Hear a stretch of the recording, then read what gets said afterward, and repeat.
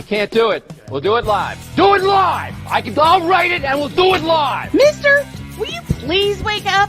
Here's a 2-1. And that's driven deep to left center field. Gardner is going back. Looking up. See you later. See you later. Astros headed back to the World Series. Jose Altuve, a walk-off two-run homer. And the Astros beat the Yankees 6-4. Win the ALCS 4-2. This is Snowman in the Morning. Hey, this promises to be fun. Oh, yeah. Can't wait. Are you kidding me? Do you believe it? Tuesday morning. It feels good to say that. Welcome to the April 19, 2022 edition of Snowman in the Morning with Cole Johnson. I am one half of that team, Cole Johnson. The other half is convalescent at the moment, Brian Snow. He sends his well wishes. He says hello to all of you, and he says he loves you all. So do I, of course. But I am not doing this solo again, because with me is the one, the only, the incomparable Mr. Wise. That's with a Z, not an S. El Jefe. How you doing, sir? What's going on, brother? How you doing today? Oh, I'm doing great. Well, on the docket, we're going to talk about, of course, the 3 games that took place last night. In the first round of the NBA playoffs, we will preview Game 2 3 more times. Of course, 3 more matchups happening in the first round of the NBA playoffs. We'll do a slight preview of each. We will talk about Mark Jackson, Lakers head coach. Interesting. We might even mention Colin Kaepernick here and there, and some other things. But we're going to get started. Well, before I do get started, I'm sorry. If you want to join us, like our boy Sick, who says good morning to us, by the way. If you want to join Mr. BS3 Network extraordinary himself, Ben, Ivan, and his team, good morning to you guys as well. You want to join them, our boy Andrew, our boy Brian, and our girl Trisha. If you want to join all of them in the festivities, all you have to do is go on to youtube.com. We are live. We're also live on BS3 TV on Roku. But if you want to interact with us like these wonderful gentlemen and ladies do, just go on to youtube.com and then type in Snowman in the Morning 50. That's Snowman in the Morning 50. That's Snowman in the Morning 50. And you can be a part of this wonderful, ever-expansive sports family. Now, I want to begin with a pair of 34-point guards scoring. They're probably still hitting threes as we speak. The Warriors, who decided just simply feel out the Nuggets last night, decided to just simply put the pedal to the middle of the second quarter and cruise to a 126-106 victory over the Nuggets. Of course, chiefly among all of this is a pair of 34-point scorers. Steph Curry, who basically is a glorified sixth man because he's trying to get back into the swing of things from his foot injury. He scored 34 off the bench. Jordan Poole also scored 34.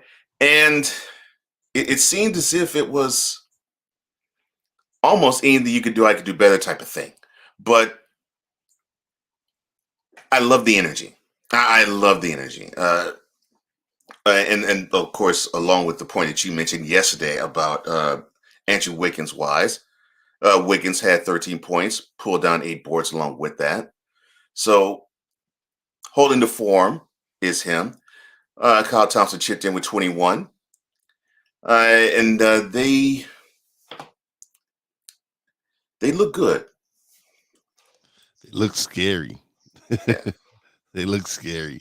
Yeah. They look like if Steph gets back and is the Steph of old, because he only played 21 minutes. I know. That's the scary part. He only played 21 minutes. So imagine if he played 30-something minutes. That's the scary part. And he looked like he was just, the shot was just there. Now, for the Nuggets, I do have to say, I think they tried their best. And like I said, Jokic carrying the load, 26 points, 11 boards, 4 assists. But it just was too much for him. Because although you had 4 more who dropped in double digits in points, the load is just too much for that one man to carry. And it seemed as though the Warriors turned the strategy on its ear because the Nuggets wanted to basically be big to the Nuggets wanted to be big to the Warriors. The Warriors decided, okay, well, I think we will probably do like I've always said what the Warriors do. Basically be like the Princeton offense on steroids, just backdoor cut at the backdoor cut at the backdoor cut. And then every now and then you hit a 3 to keep the defense off balance. And yeah, I agree with you. They're scary. 2-0.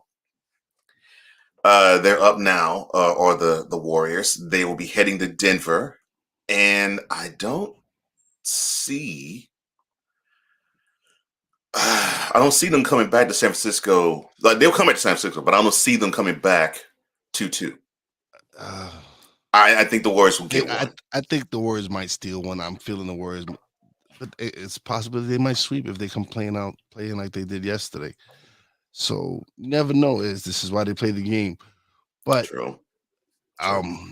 Again, we've touched on this. Joker is an MVP candidate. He is a monster. Yeah. He can't do it alone. Yeah. You got guys, you got Willie Barton and DeMarcus Cousins ready to dump on the bench.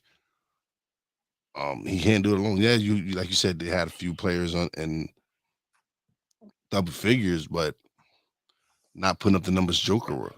Yeah. Not putting up the numbers Steph Curry or even Jordan Poole put up. No. So if Joker doesn't get any help in any of these next 2 games, the Warriors are going to be chilling home, waiting for the next opponent.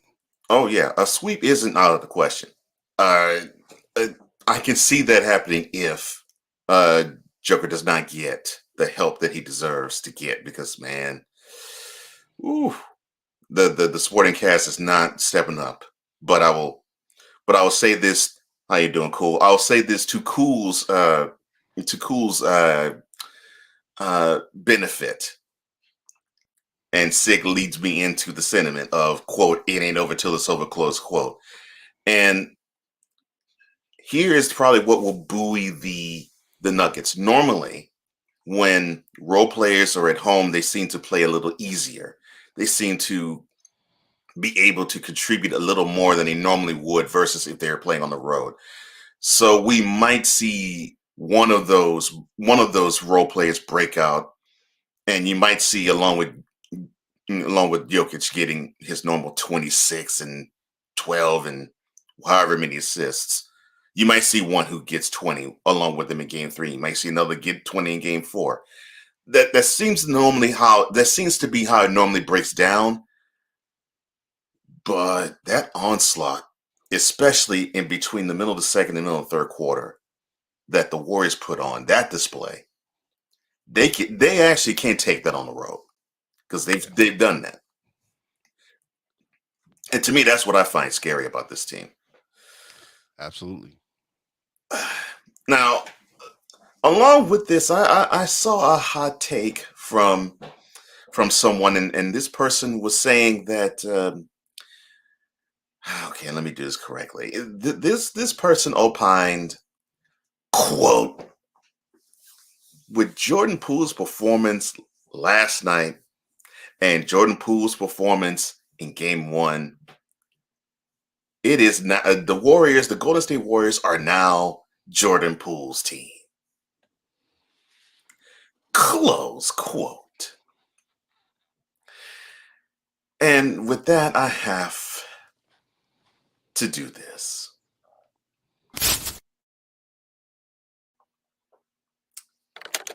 Email Casual NBA Fan, CC Bronzesexuals, BCC any person without a brain. Subject of email: stop with the Johnny Come Lately takes. Body of email: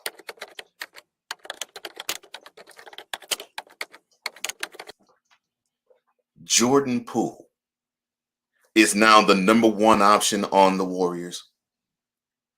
Jordan Poole. Now, I'm not casting aspersions on Jordan Poole. He has come up big in these 2 games. He's actually come up big this past season. And he probably will take over eventually. But at this present moment, no. It's not him. It's just like what Wyatt said a few minutes ago. You have the most glorified at the moment 6th man in Steph Curry, who's trying to work out a foot injury. He came off the bench. He didn't even play half the game and he dropped 34. Are you kidding me? and it's, listen, if Steph is healthy, he is one of the best in the world, especially shooting that rock. And so for you to just even say such words that this is Jordan Poole's team. Steph has been doing it since day one. Right. Yes. So give the man the respect that he deserves, and stop saying craziness, because we all know that is not Jordan Poole's team. Oh, no.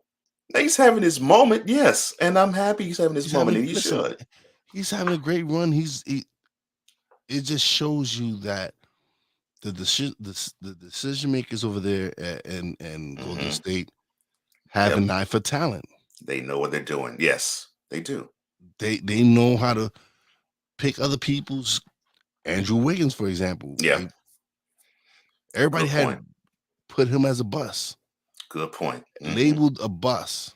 Yeah. Oh, you didn't do this in Minnesota, whatever. Mm-hmm. And what is he doing now? Yeah. He had a great year. Mm-hmm. Jordan Poole had a real good year as well. Yeah. And they stepped up with Clay being out, with Draymond being out a few games, Steph missing games. And that's what you do. You build a roster. Yeah. Unlike other teams in like LA, where they feel that you just draft the 2010 you just sign the 2010 All-Star team and you can win championships. Yeah, forgetting the word chemistry is necessary on a team. Yeah. I saw this morning. I wasn't going in this direction. Going to bed last night, I wasn't even attempting to go in this direction. But when I woke up this morning and I read that, I said, okay, this is a straight up chump take. It just is. And I agree with you, Cool. It's an asinine take. I agree with you. It's funny that we have these ridiculous takes, man. That's one of them. Another I saw, and we'll of course talk about the Mavs and Jazz a little later, where someone says that Jalen Brunson is better than Donovan Mitchell. I mean, it's just these takes that I'm hearing where it's like, what? Really? He was better than him last night. That's it. Yeah. Last night he was better than Donovan. Yes. Yes. Last night. Yes. But we'll touch on that when we talk about the Mavs. Yeah. But it's just those types of things I'm hearing. It's like, oh Lord. Like another one saying that Kevin Durant is not clutch because he keeps missing shots. Okay, well, I'll put it to you this way. What would you rather have? A guy, and clutch is defined as taking a shot and making it within 30 seconds of the final buzzer. And I said, okay, what would you rather have? A person who actually has the stones to take a shot, or Ben Simmons who doesn't? Because you poke fun at him for not even wanting to touch the ball dribbling, let alone taking a shot. I mean, you can't have it both ways. It's this Johnny come lately takes where when on the moment, in the spur of the moment, and heat of the moment, bam, it's that. Like things such as, the Grizzlies gave 130 points to the Timberwolves, which in a game that is alarming. They're trash. I heard that, and I'm like, no, they're not trash. They're just playing a team that's rolling, and that happens. And they put up 117 themselves, so it's not like they were trash. They It just was didn't just, play D. They didn't it play. just, yeah, They didn't play the D that they played throughout the year. Listen, everybody has a bad night. Everybody has an off right. night. Yes, Everyone has an off night. It happens. yes, You yes, can't expect. It's like, listen, you can't expect perfection 100% of the time. Things are gonna yeah, happen. yeah, Saying this is the NBA. right. Things happen. Hmm. They lost the game. The Wolves were the better team that night. Right, It's a 7-game series. right, Talk to me after three games, and if Memphis is still playing the same way, then they weren't ready for the spotlight. exactly, But talk to me then. Why are you jumping after one game? One right, game. yeah. One game, and all of a sudden, the players on the team that lost is just automatically trash. Or one game, and a guy like a Tyrese Maxey, who I think we're all happy to see cook, is considered the best player on the Sixers. It's just those types of takes that just makes me say, why are you all even opening your mouths to speak? Because they want the Because attention. They want the attention. They want to draw attention to themselves. Because why would you say stupidness like that? right, Listen, we've been praising Maxi yeah, since I've been doing the show, mm-hmm, and we give him his props. But to yeah, say that he's the best player on that team when you have come on, man. Now some of y'all are supposed to be professionals, but y'all sound like thank amateurs to you, me. thank you, I'm the rookie here. thank you. That's exactly the point, and that's exactly at the heart of things. Because not only do I hear this take from sports fan, I hear this from some analysts too who get paid 7 and 8 figures a year. And I'm saying to myself, what the heck are you thinking? Why would you come up with these types of takes where it's, yourself, when it comes out your mouth, it's absolutely ridiculous. Man. Cool says, the casual fans and ignorant attention seekers. Yes, I agree, bro. It is. And I'm gonna get you a Nuggets point in a minute. 6 says if I can get to it, give me a second here. Come on. It's just funny. It's just funny how all of this works, or how this is supposed to work. Where I get that we're sports fans supposedly. Oh, and 6 says one game doesn't define any athlete's career. It's a collection of moments, and it is. It's funny how I look at these moments. Thank you. Sig also said analysts. They devolved into fanboys. Yeah, unfortunately, I totally agree with that. I think they have. I think I can go on and on with a few of them who act like it and who actually sound like it. But you just have to look at this for the whole totality of it all. Like you said, correct me if I'm wrong, Wise, and in the chat, correct me if I'm wrong. In the first round of conference semifinals, conference finals, and in the NBA finals, it's the first team to 4 games, right? Yeah, that's how I thought it was. The first team who wins 4 games, that's when the series is over. Yeah. When has a series been over after one? So, Because even we said, because even after the first Mavs game, we said the Mavs don't have a shot to win the series, but we did point out some pointers as hmm far as certain players stepped up, hmm they had a shot still. right, yeah, So we said what we said, but we also pointed out that they still do have some players. They yeah. still Spencer Dinwiddie, Jalen Brunson, which we talked about Yeah. him. Yeah, and we will talk about him further. Yeah, and a couple of other guys stepped up. So Mhm. that's what teams need to do. That's Yeah. what the Denver Nuggets need to do. Right. People on the bench need to step up. That is what the Nuggets definitely need, especially now, because they need to rally around Nikola Jokic. But of course, it will get ridiculous takes such as, well, you all actually saying that Jokic is better than Davis, Anthony Davis, meaning, yeah, Yes, because uh, he's on the court. yeah, You gotta be on the court to produce. You can have all the talent in the world, but if you're not on the court to produce, then that talent went to waste. Right. So to be trapped in these types of takes, I just don't understand it. But it causes great fodder. It really does. But look, Jordan Poole, he being the number one player of the Warriors, you need a cup of this. Drink it up. Drink this, stop the cap, because you need it. Yep. No. And in fact, let me solidify that no like this. Hell no, to the no, no, no. Hell to the no, hell to the no, to the no, no, no. Listen. Good Lord, these people they just trip me out, man. Yeah. Let me end this email real quick. Goodness gracious. Sincerely, Cole Johnson on behalf of Brian Snow, Cole Sports, along with Snowman in the Morning with Cole Johnson, on behalf of Snowman Digital Media and Comey Media Incorporated. Now, cool, your youngest point. Let's hope we can win a couple. Malone even realizes that we just need to try to compete. One of the things I love about the Nuggets is I believe that's how they're wired. They believe that if they have a chance to just suit up and be on the court, they're gonna compete. That's one reason why I do love the Nuggets, because they believe that they can compete with anybody and they will not fold the tent. So I love that about the Nuggets.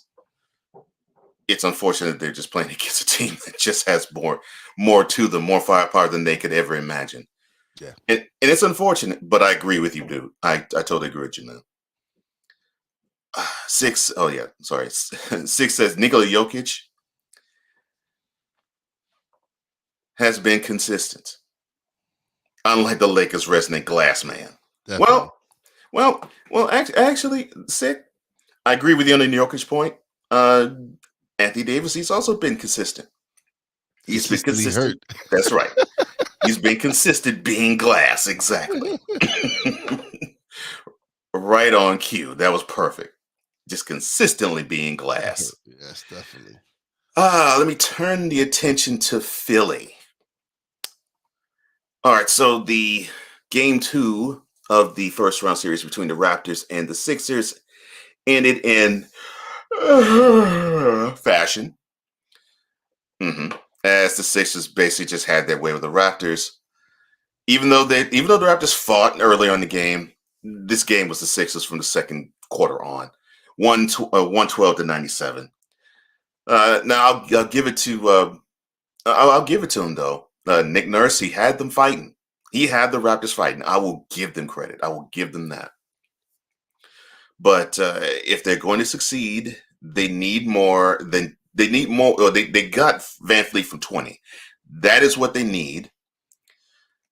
They need Siakam to score more than 20.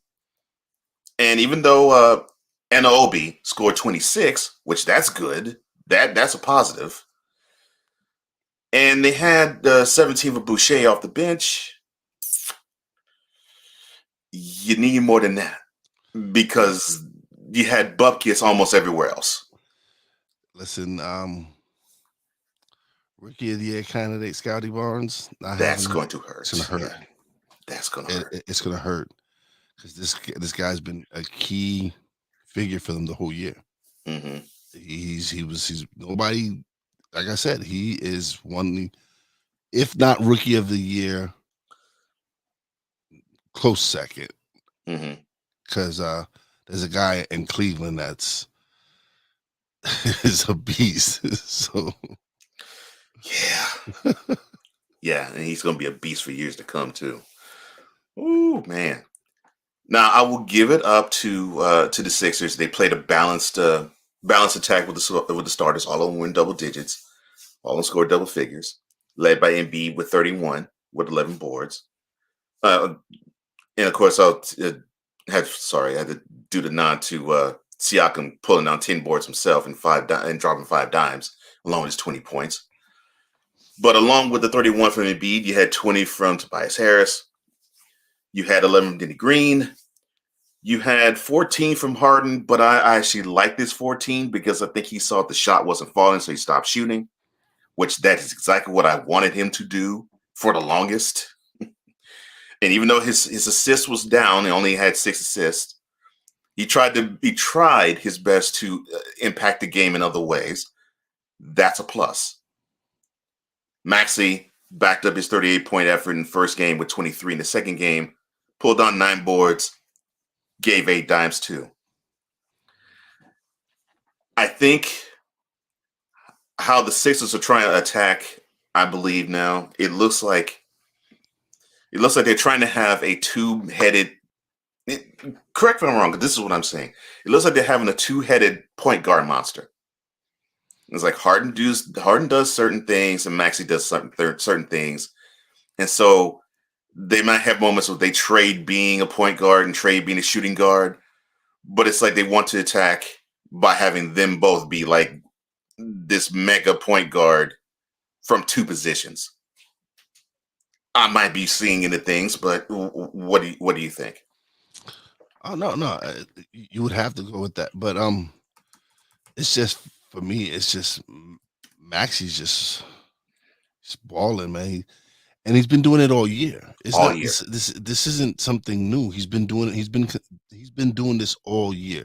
He is part of the reason before that James Harden trade that they were one of the top teams in the East. Yeah, I'll say because recently Tobias has been playing great. Yes, he stepped up.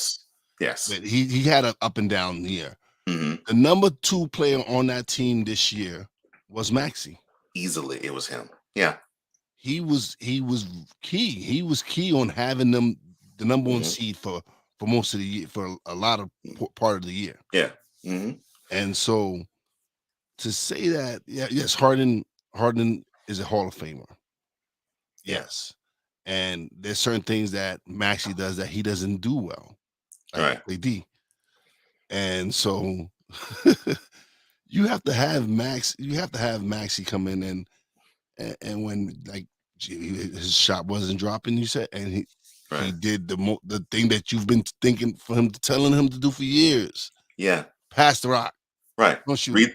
If the shot's not falling, read the room and pass the rock because you are the point guard. And the offense is stagnant if you keep shooting bricks. Yeah. Oh my! But it is a lethal combination with those two.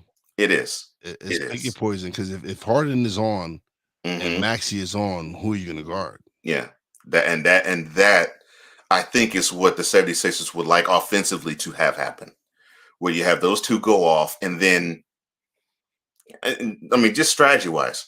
You got the paint, and then that leaves Embiid all down low, wrecking shop. But if you think about it, they have a big 4, man. Because if Tobias Harris, yeah.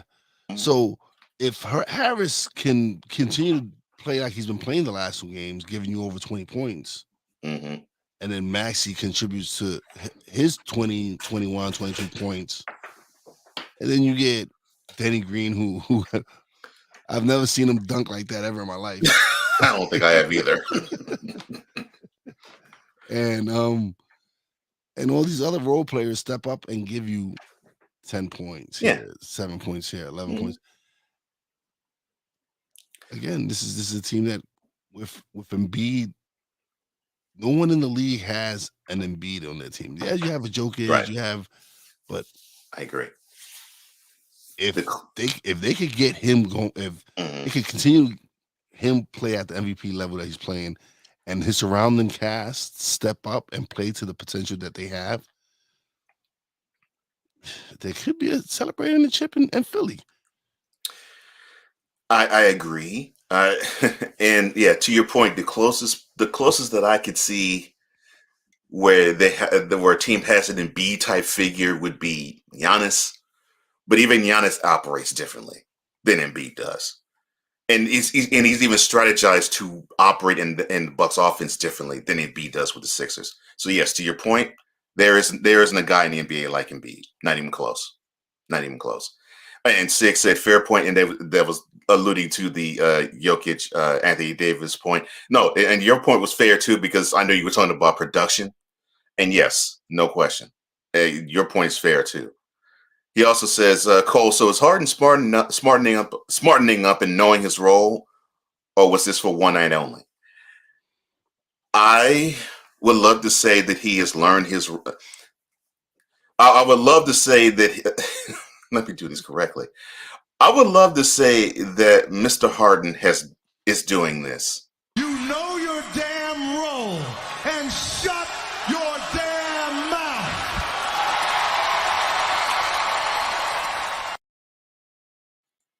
But I know better. And he has the itch to want to take over. And he wants to take over this team. We just haven't seen it. And I think he's still trying to feel this way. And he needs to feel this way. And he needs to understand that the bread is buttered with number 21. You feed the big man. And if other people are hot, you feed them too. Because you cannot deny, and you mentioned it, Wise, you can't deny if Maxi's hot. And Maxi's all-around game is good. I mean, just all-around game is getting better. Yeah. Not just the points. The all-around game is getting better. So he plays D. This kid, Yes. He is a grinder. He plays ball. Yes. No one knew that this kid would be what he is. Right. And if someone said they did, they lying. I agree. Agreed. So, I mean, Harden has to see if he is going to be the point guard on this team. He has to see, well, okay, if Maxi's hot, I got to feed him too. And if Tobias Harris is hot, I got to feed him too. And if he feeds more of those, then he's going to get his turn. And I think he has to learn that he can't be the guy that's going to be 28, 11, and 8 every night anymore. He just, one, he doesn't have the stamina for it anymore. Two, his game has diminished a bit. And three, I dare say he has not played on a team with this much talent on it in his career ever. Well, yeah, as far as no, because it just and even at OKC it was just he hadn't come into his own. Right. Yet. So yeah, you could say that even though he played with Westbrook and Durant. Right. He hadn't come into his own yet. Mm-hmm. He wasn't the Beard that we know. Right. Yeah. Right. Now, I will to your point, sir. When I say overall talent, I don't mean elite talent. Now, yes, he's played on teams with bigger elite talent, and dare say the Nets would probably trump his Thunder days because both Westbrook and Durant weren't in their primes yet. In the Nets, Durant and Kyrie were and are. So, or were, because I think Durant is now starting to tail off of his prime. But in saying that, he's played with elite talent before. He's played with more elite talent than with the Sixers before. But I don't think he's played with as much overall talent as this team. Now, he's played on teams that I think are better, but the overall talent was not there. It was hinged on his production and someone else's. And if the role player, if one or two role players in that particular night stepped up, then they had a good night. That's been the teams he's played on for the most part. This team, you have any one of three besides him who can dominate a game. I don't think he's had that yet. I see your point. Yeah, you're absolutely right on that part. Because when he was in OKC, none of them were really in their prime yet. They were just they was at the beginning stages of what they were becoming. Yeah, and so to have Embiid, to have Tobias Harris, to have the young boy in Maxey, you don't have a real deep bench. No, you have the bench isn't deep. No, not at all. And so, but as far as I agree with you. Like as far as overall talent, This is probably the best squad he's been on. Yeah. Now, the series was shipped to Toronto, and because of that, we will not see one Matisse Thybulle. He will not be playing this weekend in Canada because, well, unvaccinated or not properly vaccinated players have to sit out. That's just how they roll in Canada. So they let's see, they tip off. I think it was they tip off tomorrow night. Wow. Okay, they getting this series done quick. Okay, yeah, they tip off tomorrow night at 8 Eastern in Canada. And what I see the Raptors having to do is, they have to have that next man up mentality because the Scotty Barnes absence is going to loom real huge. It did last night. Yes. And if they can't find that person supplant him in terms of production, Philly could make this a very short series. I thought it was going to be short anyway. I figured it was going to be Philly in 5, maybe a boring 6. And when I mean boring 6, I mean like 4 games of blowouts, which already have 2 of them thus far. Yeah. So, but yeah, I saw this. I saw this as the Sixers in a gentleman's sweep. I know this goes against the hope of Brian, who wanted the Sixers to just be up out the paint, but like a person said one time way back when I was young, the Raptors simply don't have the horses. Now, I hope I get proven wrong, and they show that they do, because the supporting cast needs to step up. We need to see somebody. Well, I mean, we need to see somebody on a consistent basis come up with Siakam and Van Fleet. Yeah. Now, is that Anunoby? Who knows? But this has to stop, because they're being run over, and then I really do mean the words "run over," because this isn't a challenge for the Sixers. It is not one at all. No. All right, so there was a third game, and that third game was the Jazz and the Mavericks, and they are going to go to Salt Lake tied at 1, as the Mavericks beat the Jazz 110-103. Now, it was sort of nip and tuck throughout the game, and at first I thought that the Jazz was going to try to hold off the Mavericks, but Jalen Brunson had other plans. It's the best way I could say it. 41 for him, man. All right, let's get to this. So, along with that 41 points, he also pulled down 8 boards, had 5 dimes as well. He basically did, I guess, his best imitation of Luka Doncic. 6 of 10 from 3, because it seemed like seems like the whole team couldn't miss from 3. Not at all. As Kleber chipped in with 25, and he had 8 threes himself. And along with Dinwiddie, you mentioned him earlier, 17. And Bullock with 11. What I liked about this effort is I really believe the Mavericks, I think Jason Kidd, the head coach of the Mavericks, I think he got into his team to understand that they could play really well without Luka, that they don't need to use Luka as a crutch. Now, does that mean that Luka is not the guy? No. Does that mean that Luka is a fraud? No. It just means that sometimes when you have your best player out, you need to have your team raise up their level of play. It does not insult the guy who is the lead wagon puller. It just means that you need to have your team realize, wow, we're better than the sum of our parts. Yeah.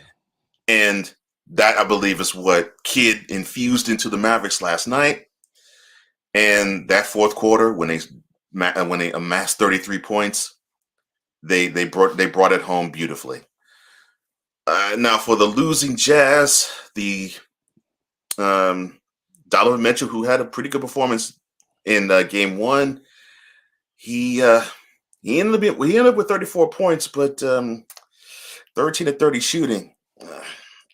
Yeah, yeah. That's really all I can say on that one. Bogdanovich chipped in with 25. Clarkson, former Laker, with 21. O'Neal with 12. Uh, Gobert with 8 and 17 boards and 2 blocks. I really believe that the Jazz let this one slip. That's just the feel I get. I really believe they let this slip because they had the opportunity to have a commanding 2-games-to-none lead if they were to tighten up defensively like they always do. But the calling card wasn't there in the fourth quarter last night. For whatever reason. Don't know why it wasn't there. It just wasn't. Yeah. Now, Jalen Brunson. We touched What on do you him think? yesterday. Yeah, we did. Touched on him yesterday. You did. He's about to get paid. Yes, he is. he is about to get paid. And and one of the rumored teams that he's interested is my beloved team. So I would love to have him. Oh.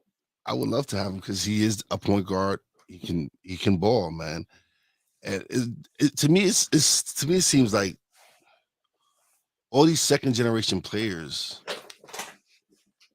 are turning out to be better than their fathers, except for in the case of Jordan.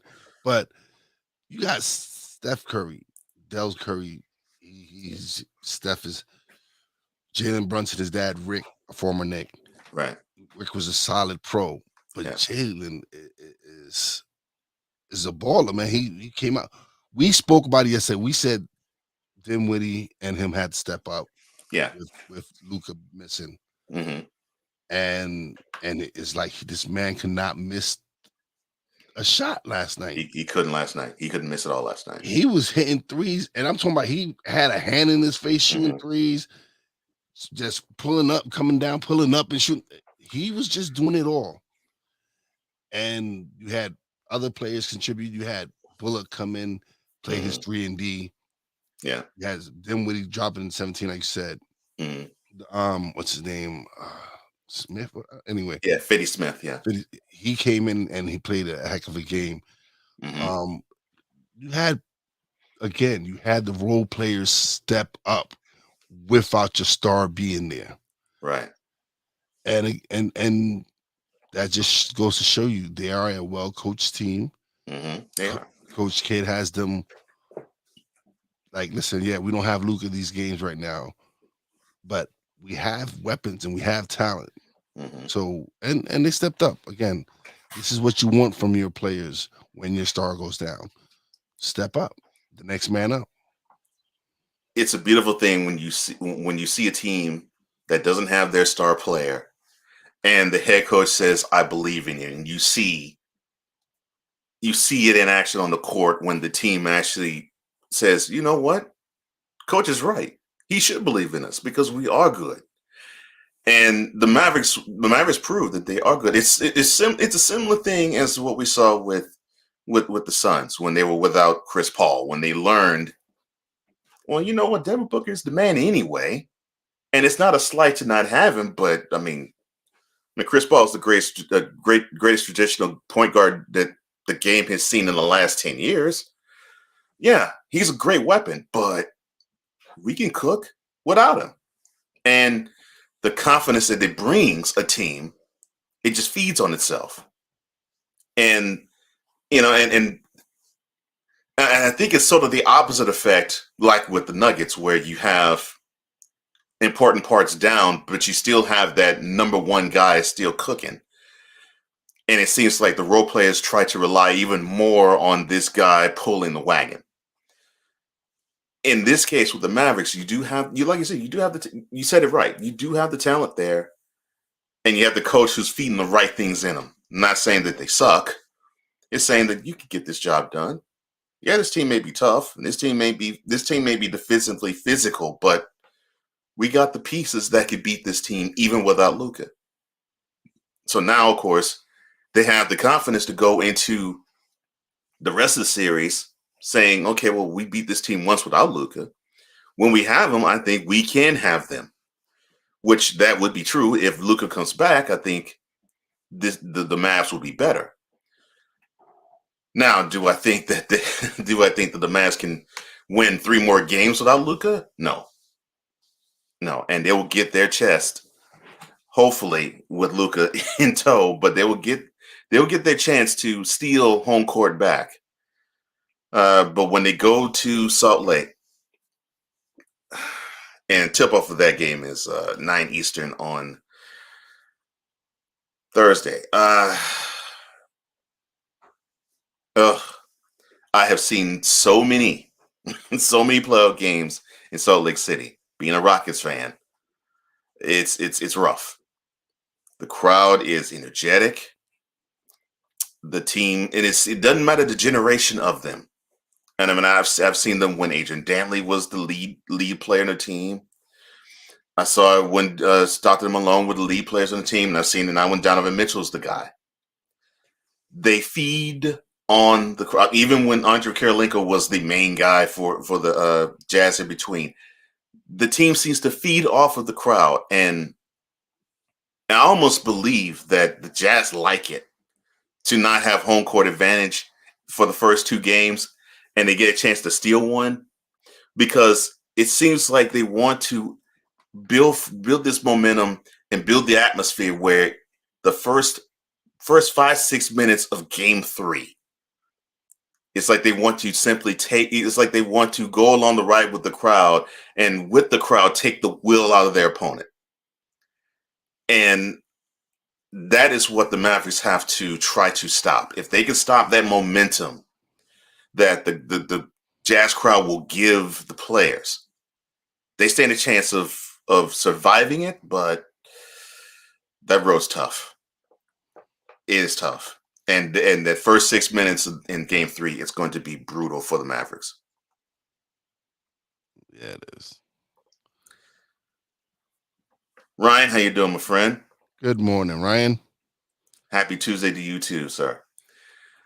All right, so we will do a reset and we will come back. We will highlight the 3 games that are on tap tonight for game 2 of the first round of the NBA playoffs. Be right back.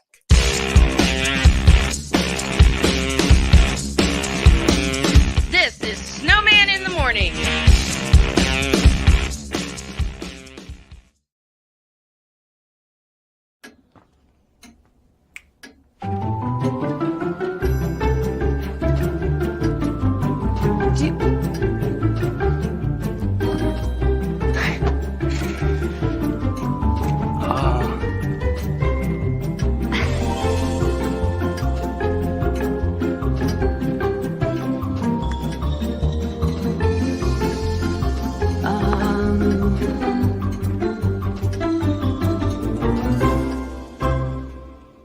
Listen, you're my friend. I noticed you haven't really been yourself recently. Yeah, I feel like something's up. How are you? Are you okay? Is there anything you want to talk about? I just want to know how you're feeling. And listen, even if you don't know what to say, I'm here to talk. No matter what you're going through, I just want you to know I'm here. I've got your back. when you want to talk, I'm here.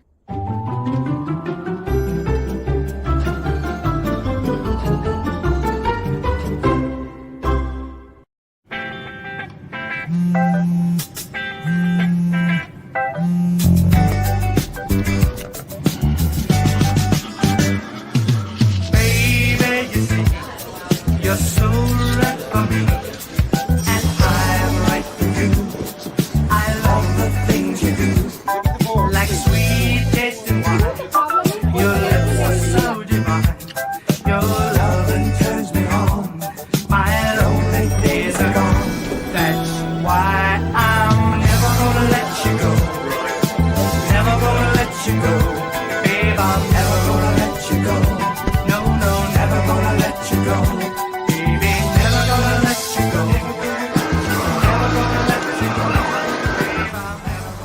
Here you go. Thank you. Thank you.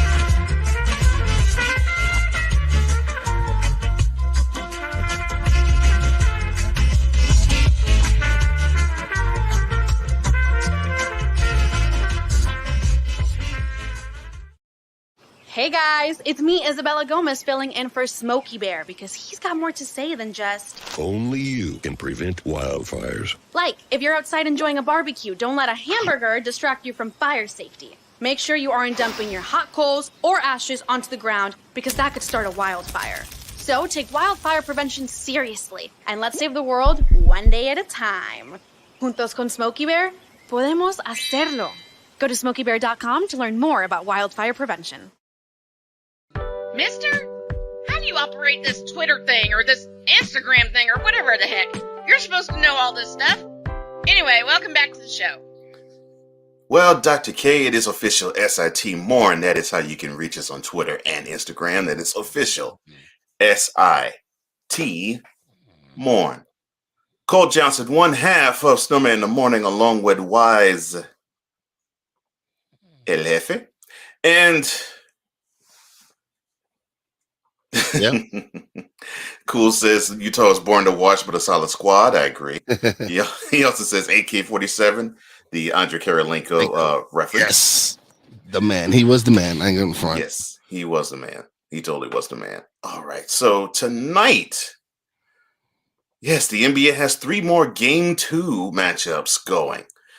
Let's see here. So we have the Heat and the Hawks. Of course, this is in Miami. The tip-off is at 7:30 Eastern.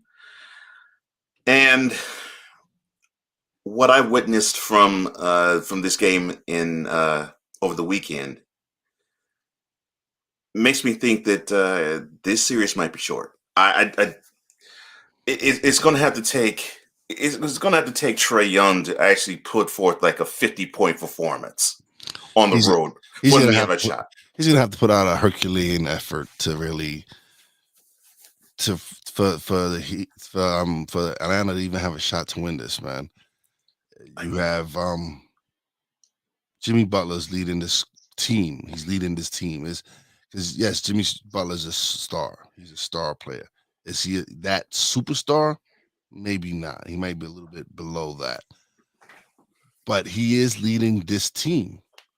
You have some great players in Tyler Herro. Yeah. You have Bam about. They have a solid squad, and again, you have one of the best coaches, if not the best coach in basketball, in Eric Spoelstra. What I like about the Heat, and you mentioned it, even though Jimmy Butler is considered the star of the team, he tries to act as though he's not, and he tries to play as if he's not. Tries to play like he's one of the guys, and when it works, it's great. And we saw that 2 years ago when they went to the bubble championship. Of course, we won't go into that, but when it works, it's fine, and it allows others to shine. You mentioned a few of them, but when it doesn't work, you saw. I think it was late last month or early this month where Udonis Haslem, who you so eloquently mentioned is the heart and soul of the Heat, yes, got into it with Butler on the bench. It can go left hard in a hurry. But it would take a team that I think has more to offer in terms of opposition than the Hawks to present that type of friction with the Heat. I just don't see it tonight. I think the Heat will handle the Hawks again. Maybe not as well as they did on this past weekend, but I just want to see more of the Hawks. I just do. Listen, Trae Young is exciting basketball. Yeah, you want to see Trae Young because you don't know what he's gonna come out with. Yeah. So to see him, people are gonna say, "Oh, he misses too many shots. He's too many turnovers." But it seems that when he needs to be clutch, he can. Yeah. But again, you're coming into the playoffs. You're not 100% healthy. Right. You have a bunch of players that are banged up. You have Clint Capella banged up. John Collins is banged up, but it's the playoffs. You can't make excuses. You got to come out and ball. Yeah. So I think that they're gonna make it a much better second game than it was the first game. Much closer. Yeah, I agree. But I just think Miami just has too much talent, and listen, and Nate McMillan's a great coach. Oh, he's a wonderful coach, wonderful head coach. But again, I just feel Miami has more. Yeah, it's not an indictment on the Hawks. It's just Miami's just too much. It's a much better team. Yeah, I mean, they have more to offer with role players. They have, like you said, they're one of the most well prepared teams in the NBA. Eric Spoelstra sees to that. So yeah, it's just a difficult road for the Hawks. The late game tonight will be the Pelicans and the Suns. Tip off is at 10 Eastern, 7 in the desert. I was happy to see the Pelicans not fold up in game one. I was happy to see them come back and try to make it a game of it in game one. And normally those things seem to spark a really good effort out of the road team in game two if they can ride the wave. And I really do mean ride the wave of a CJ McCollum. If they could do that, I like the Pelicans' chances to be better in this game against the Suns. Tonight, I don't see them winning, but I see a more competitive game, though. Yeah, I agree with you on that. I feel that they're gonna listen. We just got our butts handed the first game. Mm-hmm. Game two has to be different, and I think they're gonna come out and play their heart out, and they're gonna come out and show that hey, it's not a fluke that we're here. We're a talented team. It's not. It's just time to listen. Playoffs is the time where you need to show up. Yeah. And so, whatever's team stars or players show up, that's the team that's going to win. And so, if we already know what CJ is going to give us, we already know what he gives us. Mm-hmm. Who else is going to be that other key factor? Right. All these other guys are going to step up. Mm-hmm. Is Brandon? Where's the Brandon Ingram that showed up in the playing game? Is that Brandon Ingram going to show up, or game one Brandon Ingram? Mm-hmm. So there's a lot of variables that's in there. Again, the Suns had the best record for a reason. Yeah, they had the best record for a reason.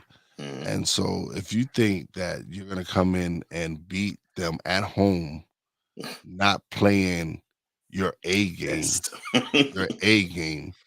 there's no room for mistakes when you're playing the best team in basketball. No, and you're already shorthanded. Mm-hmm.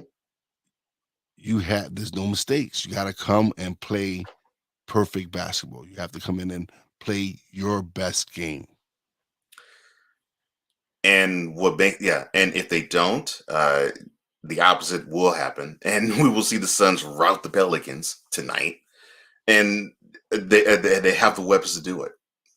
Booker, Bridges, Paul, Ayton. I mean, if they just get on a roll, which I believe this team can, they could make the Pelicans doubt themselves when this series goes to New Orleans. I mean, the Suns have that much talent, and then of course you have, in my opinion, possibly the coach of the year in Monty Williams, who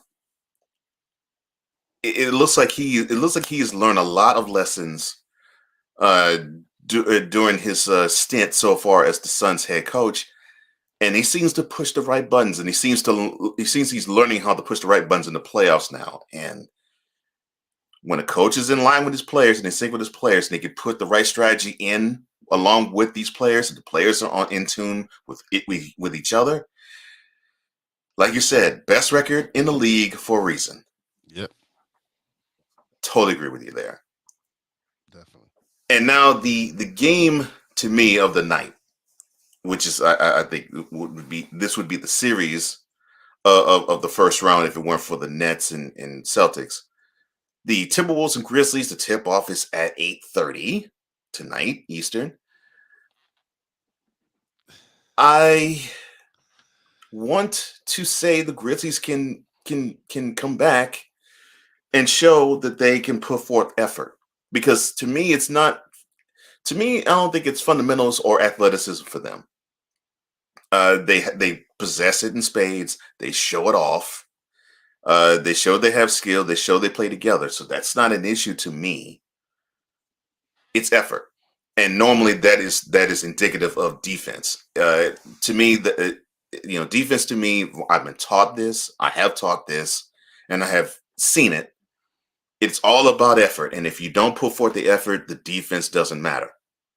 And it will show it doesn't matter, because you're going to think, well, heck, I'll score a team. Well, the Grizzlies learned Saturday they can't outscore Timberwolves, so they got to do something. Your thoughts? Oh man, man, it's gonna be it's pretty crazy. It's so far it's like everything we've said has kind of happened. Like we've everything we've talked about and everything. Who's gonna show up? Is game one Cat? If we get game one Cat, they don't have that answer for him. Right. Yeah, they don't. And then if your other star players, the man child that is Anthony Edwards, it's like these guys they've put the right coach in that system with the players that they have, and they've made some good. Listen, they got rid of Andrew Wiggins, brought in D. Russell. That was key for them. That was big for them. They needed that point guard to team up with Cat. Right. You have this beast now. You also have now his partner in crime next to him. You have Anthony Edwards. Ooh. And he's shown what he can do. Anthony Edwards. There is no ceiling for this man. No. He to me, he was the steal of that draft. Yes, he was. And I don't think was he number one? No, right? Was he? He was. I think so. I think he was the number one overall. Whatever he was the best player in that draft, and that was a pretty good draft. Mm-hmm. I think he was. I'm not sure. I can't be. I might be. Yeah, he was. Yeah, he was. Yeah, number one overall 2 years ago. Yeah. And that was a pretty good draft, man. Mm-hmm. You had some really good players. You had some real solid players that in year two, a lot of them stepped up. A lot of these year two players from that draft stepped up. Yeah. But he was number one for a reason. Mm-hmm. Yeah, he was. You saw the potential. You saw the potential. Now he's living up to it. He's coming to play, and he's showing up when he needs to show up in the playoffs. Because that game one for him was huge. Yeah, I mean he played like it was just a regular season game. That is a young guy playing that way in the playoffs. That is absolutely scary. Yeah. Cool says, "Yep, I agree." 6 says, "The playoffs are when teams have to step up their game. It's where the real talent shines." 100, bro. 100. 6 says, "The Pelicans might surprise some people in this next game. Can't count them out completely." And I'm not counting them out completely. I'm not. But it is like what Wise said. I want to see somebody hardcore step up. And I actually say besides Brandon Ingram, because I think he'll step up some. I'd like for him to step up even more. But this can't be CJ McCollum and ... Yeah. Because unfortunately in game one, it was started to become that until the team as a whole woke up, and it was just a little too late when they did. And good morning to you, Andrew. Appreciate Morning, you. Andrew. Appreciate you. Do a quick reset and we'll come right back. This is Snowman in the Morning. You're in hour number 2 of the hottest of hot takes and the coldest of cold hard facts. I can't do it. We'll do it live. Do it live! I'll write it and we'll do it live! Mister, will you please wake up? Malone will inbound. Fisher's in the game. Walton, O'Neal, and of course Bryant. And everyone is paying attention to Kobe Bryant. They start with Shaq. He gives it to Walton. Here comes Kobe. Less than 5 from way outside. Got it! Oh, man! With 2.1.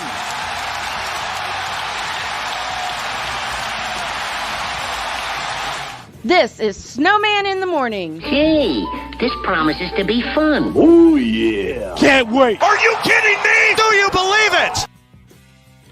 Hour number 2 of Snowman in the Morning with Cole Johnson is underway.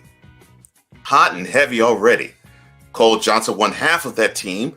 Brian Snow is recovering off of cancer surgery, 15 days removed, and the man is doing even better than ever. Joining me, though, today is the one, the only Mr. Wise, that's with a Z, not an S, El Jefe. So he joins me, and he's joined me this first hour. He'll join me this hour as well. How's things with you, sir?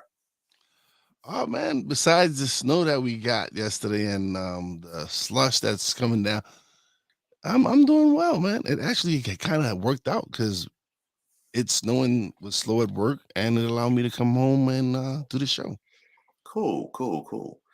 Now, before I go into the next topic, let's get to know you just a little bit better. So, you let's see, gosh, there's so many things I can go into. You you run a radio station. Yes. You helm a podcast called Stuck in My Mind. Yes. And I know you also do other production work as well. Yeah. What are the other things that you do? Because it seems to be you seem to do so much, and then you step on this mic and you spit hot sports takes too.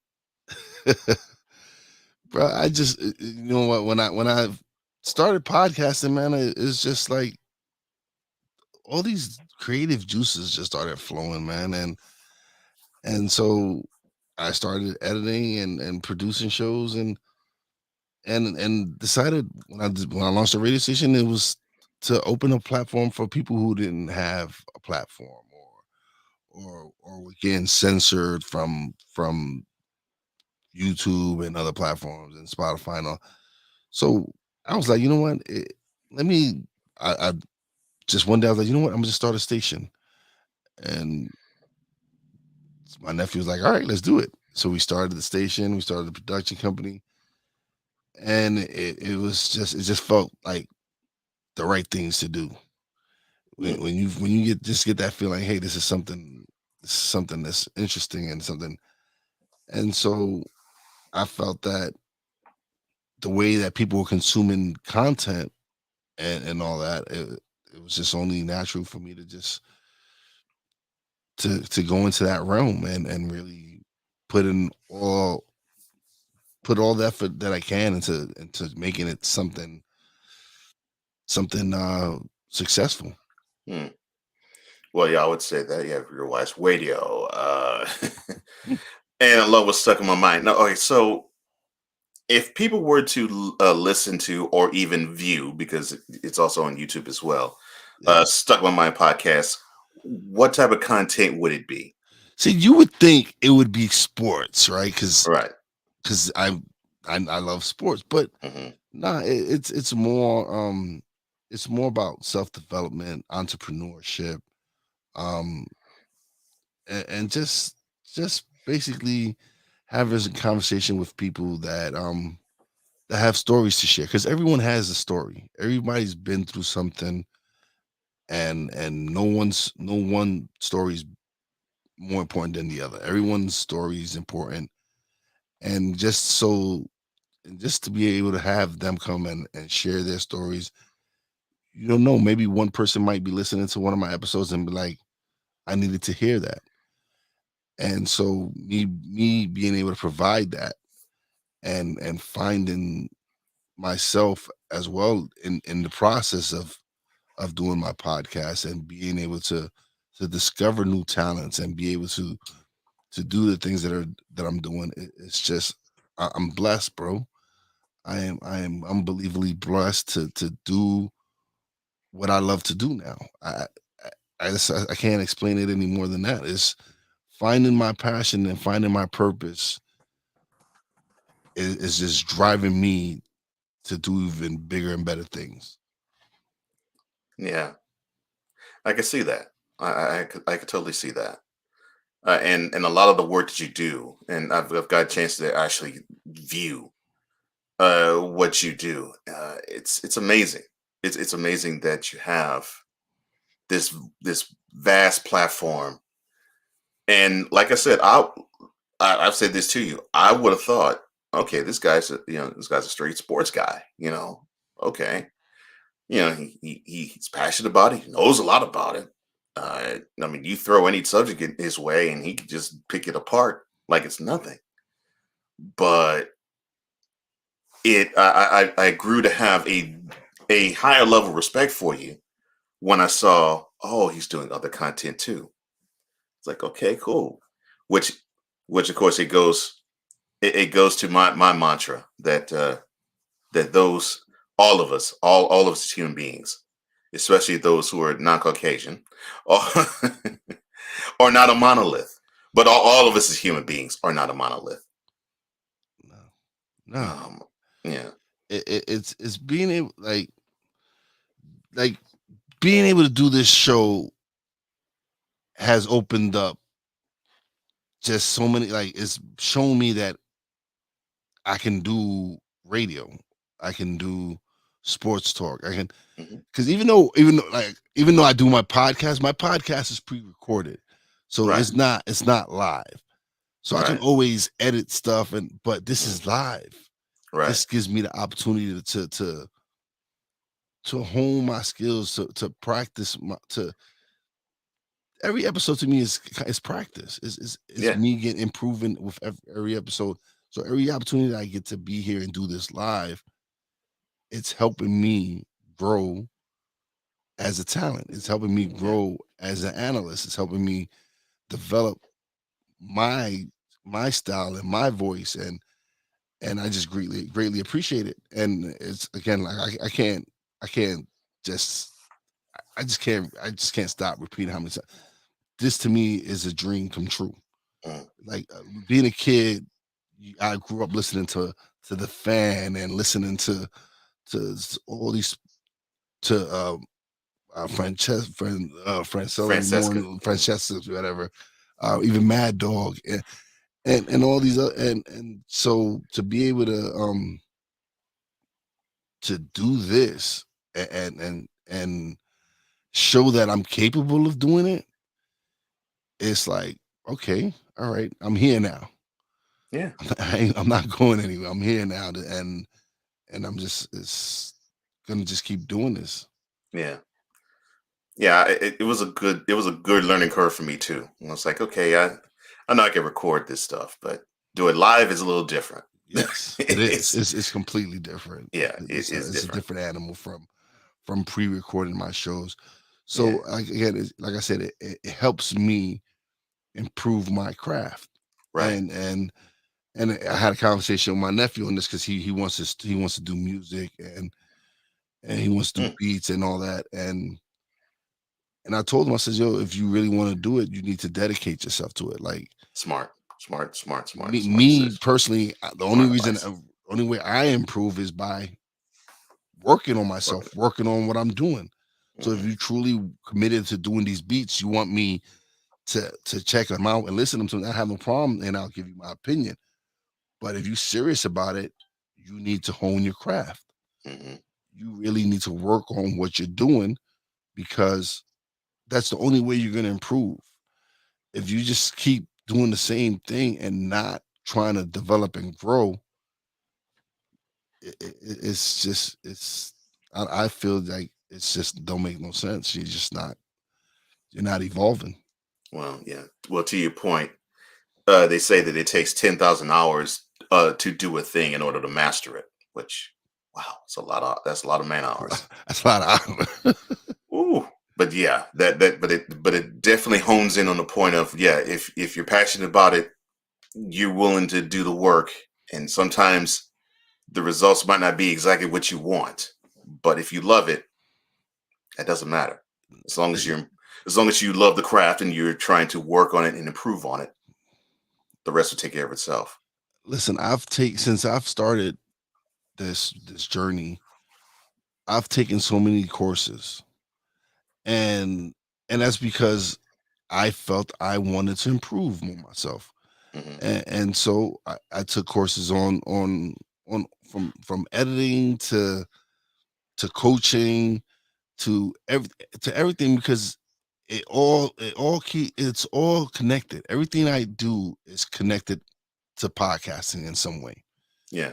And so I felt like when I got furloughed from work, right, and I was getting that extra money from unemployment and all that, I could have easily went and spent that money on stupid stuff. Could have easily spent it on some new Jordans or some other stuff. No, what I go do, I invested in some equipment. I invested in some courses. I invested in myself because I felt in order for me to really be the best that I can be, my sound has to improve. My quality has to improve. My skills have to improve. And if I don't invest in myself, how am I supposed to attain this? How am I supposed to do this? Right. Yeah. Makes sense. Six says, in the words of one Charles Faulkner Jr., quote, "Why is El Jefe like Cole Sports and Snowman in the Morning with Cole Johnson is a multifaceted man." Close quote. Thank you, Sick. I appreciate that. And definitely appreciate that, brother. And I think it's funny, that statement, Sick.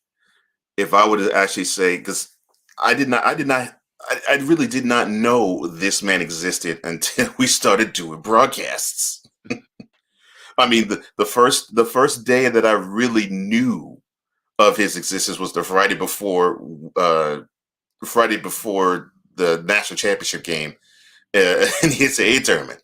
That was the first day I knew of him, and then the first day I talked to him was the day before the national championship game. So we're talking 15 days ago. But the funny thing is, even though we have a mutual shared passion for sports and for sports analysis, because I've noticed that about you as well. I think what hooked me to you was the fact that I learned right quick that you weren't just a sports guy, that you actually were multifaceted. And I think I love that. I was like, oh, so this guy could talk about more than just sports. Yeah. Oh. And it just stems from just, again, just wanting to learn and grow, man. Just like being able to just, especially with my podcast, I've had some great guests on. I actually got to interview Stevie Ray from Harlem Heat, and I heard it's a good interview. It was dope. It was like, because growing up, like I'm a huge wrestling fan. Yeah. And Harlem Heat was just one of very few men of color, right, that were successful in wrestling. And so to be able to see men of color and be like, wow, like these guys are champions. These are doing, they're killers on the mic, and they have personality. And to be able to speak to someone I looked up to and have a great, like when we first started the conversation, I was like, hey, I do a little game. And he's like, oh, I don't know. I don't really play games and stuff like that. But by the end of our conversation, and one of the things is he didn't really want to speak about wrestling. And that was cool with me. That was fine with me. I was just looking at it as I get to speak to Stevie Ray. Right. And have a conversation with this man. And I knew he was He's from Houston, Right. and I knew he gives back to the community. Yeah, he does. He gives a lot back to the community, and so we spoke about that, and and at the time I interviewed him, it was during the George Floyd situation and all that. Oh. So we spoke on that and racial issues and all the stuff that's going on in the country. By the end of the conversation, he was like, "Yo, let's play this game." He had warmed up and was like, he was like, "Little Stan, I don't play games," but when after the conversation, he was like, "Yo, you want to play this game? You want to play the game?" I was like, "Nah, bro. We had a great show. It was I just did to me. It was like I didn't need it then. I was like, just the fact that we had a great show." I'm happy with that. We don't need to play the game. We good, bro. We good. But just the fact that I was able to have the conversation and by the end of the thing, he was ready to play the game. That to me was a sign that, all right, I'm doing something good here. Yeah. I'm doing something good because now people are wanting to talk to me, are like, okay, yeah, this guy's cool. We're having a great conversation. And a lot of things that I get is I'm easy to talk to. Right. Right. So yeah. Yeah. That's the beautiful thing about connection. When you hunger for it, it just comes easy because a lot of people want to connect. And when you realize that, and I think that's what I had to understand as an interviewer. Like, so the people I interview, they want to connect. It's not necessarily just they want to get their stuff out or they want the pub. Yeah, they probably do.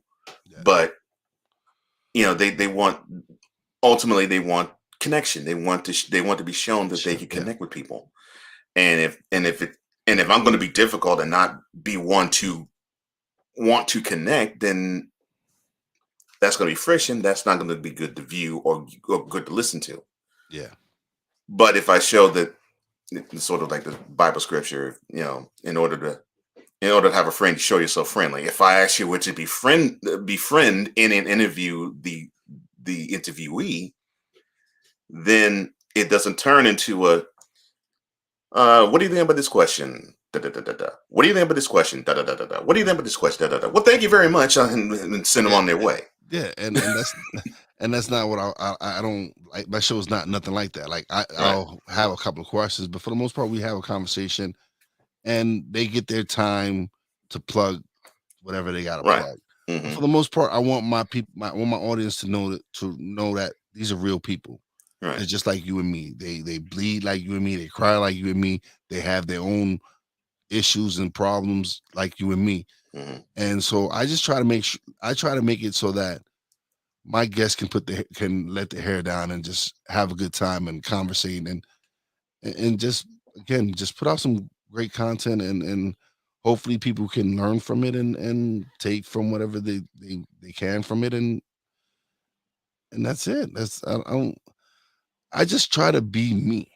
Yeah. So I just try to put out content that I would be proud of.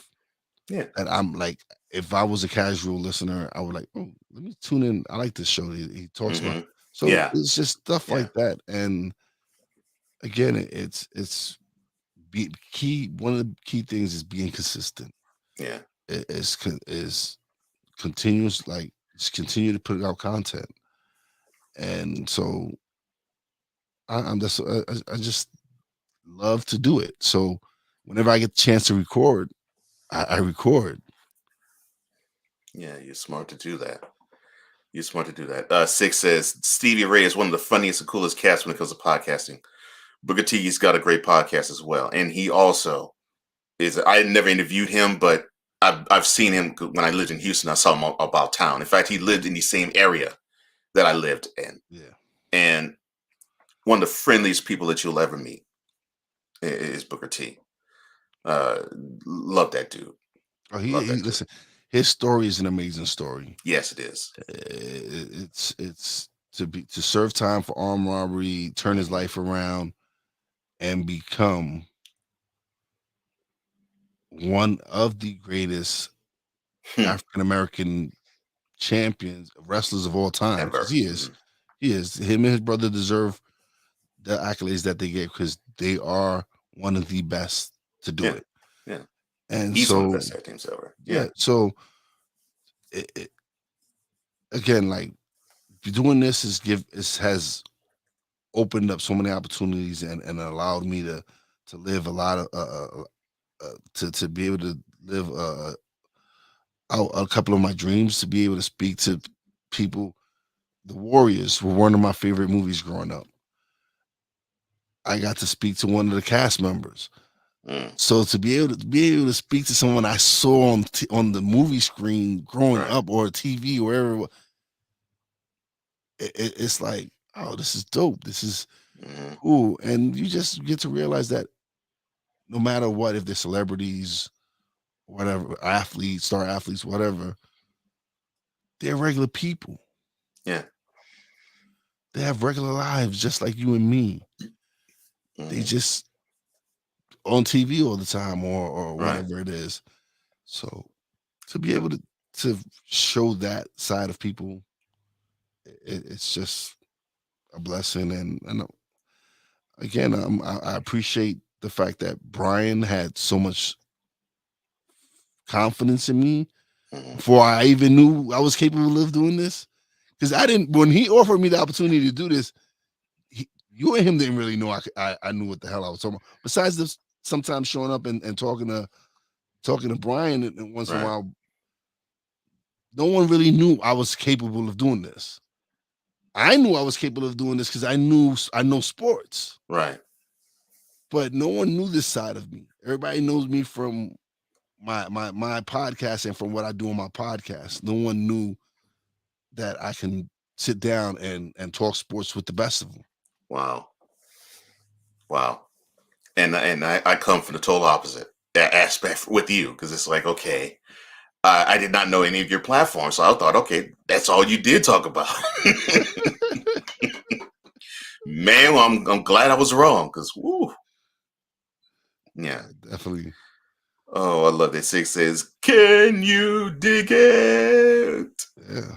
Can you dig it?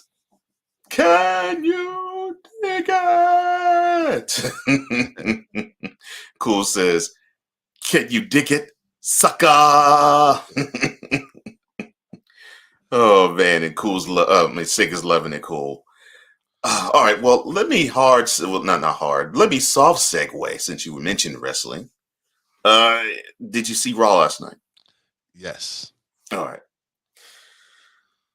I think the question that I have in my mind is, what do you think about Rhea Ripley's turn? If the dirt sheets are correct, the faction that she's going to be a part of is going to be crazy. Yeah. If that's the way it's going to go, if she's going to be a part of that faction with Edge and Damian Priest, I would love to see it. I've always I haven't liked what they've been doing with Rhea lately. I didn't like her with Nikki Ash. I didn't either. I didn't like her with Liv Morgan. I want the Rhea Ripley that was on NXT. Yes, I missed that. The Rhea Ripley that was just punching these chicks in the face and slamming them and showing that, listen, she's got some, like, her and Bianca Belair had some great matches on NXT. And so, and I love Bianca Belair and I love what she's doing right now. Same. But I need them to start giving Rhea Ripley her shine as well. It's about time. Yeah. Yeah, I'm with you. It's about time. And if they do match her up with the Edge Damian Priest faction, I really would love that. I really would love that. And Cool says it best. Loved it. She is in the face. I agree with you. Yeah. I mean, how the heck you have her dress in gothic-ish wear and act like a punk rocker, basically, but be a good guy? Not saying that all punk people are bad guys. It's just she has a dark image. Heel look. She has a heel look. Yeah, she has a dark image. She has a heelish image. I mean, she's a good person, and you know that. Yeah. But strip the character away. She's a good person, but she comes with this edge. Why don't you run with it? That is what I never understood. And so yeah, when I saw the turn on Liv Morgan, I actually smiled. Not that I hate Liv Morgan. No, I was like, it's just you want to see them in their best roles. Right. And her best is a heel. Really, it's just certain people, they need to be heels. Mm-hmm. And then there's certain people that, regardless, even if they heel, the people still are going to support them. Right. Mm-hmm. There's just certain people that, even when they're the heelest of the heel, people still support them, and that's because that's the role that they were meant to play. Yeah. Six says a heel turn was exactly what she needed. This Aussie can finally break out her brutality. Yes, Sick. I 100% agree with you there. Cool says, isn't she dating Damian Priest? I don't know if they're dating. I know they're good friends. I know they're good friends. I don't know if they're dating. I know they're good friends too. Yeah. But I don't know if they're dating. Because I think she's dating somebody else. Well, you never know. It's like these people start working together all the time, traveling the roads. Things happen. Who knows? But I know they're good friends. I know they're always doing stuff. Yeah. So, yeah. Oh, Sick clears it up for you. Cool. He says, no, it's another dude, but he's also Puerto Rican, just like Priest. Yeah. So I was thinking the same thing. I was like, I think it was a Puerto Rican dude, but I don't think it's Priest though. No, I know they're good friends. I know she was dating someone else. So yeah. All right. Cool says, I just want to say, wrestling has more than one royal family. Thank you for that segue, Cool. So what do you think about Cody Rhodes being in the WWE now? Him and Seth Rollins have some great chemistry. Dude. This is one of those programs I wish could last 5-6 months and they integrate the big belt on the way in their program, because they're awesome. They're great dance partners, obvious. Okay. What do you think about Seth Rollins in his heel transformation? You know, first he was the Monday Night Messiah, and then the Visionary. He was the Visionary, and now he's sort of like, I guess, the Joker without the paint on his face. Yeah, that's what I was thinking. Like but I you know what? Seth Rollins he's Seth freaking Rollins, man. The characters he gets to play and evolve. It just shows you how talented he is. Yeah, it just shows, not just in the ring, on the mic. Mm-hmm. So I love it when he's a heel. That's his best. There's certain, like I said, there's certain people that they just fit so much more as a heel. Yeah, and Rollins is one of them. Although he plays a good baby face. It's just I don't see it. I don't like it. It's just he's more acceptable to me as a heel, in my opinion. Yeah. Six says the Dream Son versus the Dreams Prodigy in NXT. Well said, bro. Well said. Cool says, I like Rollins being his first feud. I do too. Yeah. First real feud. I do too. Because I think it got the opportunity to, because the fear was, well, you know how people, you know how Vince McMahon is when it comes to someone who spurned the WWE, but it turns out he didn't really spurn them. It was like one of those, I just want to see where my true path is. I might come back, but I'm not sure that this is the road I should take now. So I think he didn't burn the bridge, obviously, when he left. Although you would think otherwise, how he was acting at AEW. But he came back, and to have him come back against, at worst, an upper mid-card level guy, and I say at worst, because to me, at best, he is a main eventer. He's a main eventer. Yeah, definitely. Yeah, at best, he's a main eventer. To have him come back against a main eventer, I think that was a good way for Cody to come back in. So, all right, my question for you. Okay. Do you put the title on him?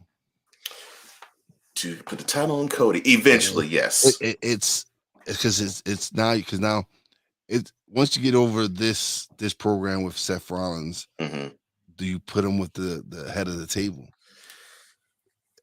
Which is two great families. This is the Rhodes family, and then you have the annoying, and Maivia NOI, family, the NOI Maivia family, NOI Maivia family. So, you know what sucks though? I mean, all of that is great. That doesn't suck at all. But what sucks though is seemingly the character that Roman Reigns created is meant to have a family member humble him. And we already know who we're talking about, right? it seems to be built toward a family member humbling him, and the only one that you can think of who could would be, of course, Dwayne Johnson, aka The Rock. Yes, which is even funnier because here's The Rock on his show Young Rock, and it's sort of hinted at at the two of them going at it down the line when he flashed back to when he was in college and Roman had to be what? Let's see, this is mid-90s, so he had to be about 8, 9, maybe. And I think it was a line saying that one of them said that I think it was actually Roman saying to him, "Yeah, I want to wrestle at WrestleMania eventually." I'm thinking, really? So that's the only thing. That's the only fly in the ointment to me. Because to me, this is a WrestleMania main event: Cody Rhodes versus Roman Reigns. I just think that it just won't happen because it would have to happen at another time if it's going to be a WrestleMania. But if it's going to have to happen, it will have to happen like at a Survivor Series or a Royal Rumble, more than likely Royal Rumble. Yeah. But and then it would depend on if you think that Rhodes is the guy who has enough cachet and enough pull and sway. And I'm not talking about backstage. I'm talking about with the WWE universe to wrest the title away from Reigns. I think the universe has a whole new different respect for Cody, especially doing what he did at AEW, and those guys putting that together. And like he said it during his promo, he got to see the management side of it, of the business, and to me, I just felt he needed it to come back home. Yeah, he needed to come back, and he had some unresolved issues that he wanted to take care of, and one of them is being that champion. Like Dusty was, he was the NWA World Champion, and he was a lot of territory champions. Right. But Dusty never won that big one. He never had the WWE title. Never did have the WWE title. And when he was the NWA World's Champion, I think, let me see, one reign he had it for 2 days, another reign he had it for 2 weeks, and another reign he had it for 3 months.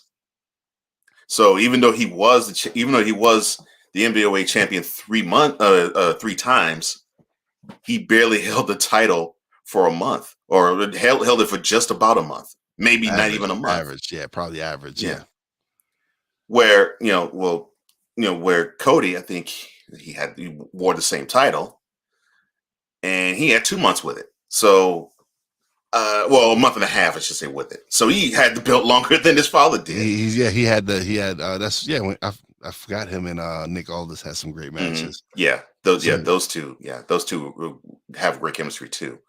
But I love the story of old man didn't get the WWE championship. He held it because he fought for it and had a DQ victory. And of course he raised it to have the crowd just be whipped up to a frenzy, but he didn't win it.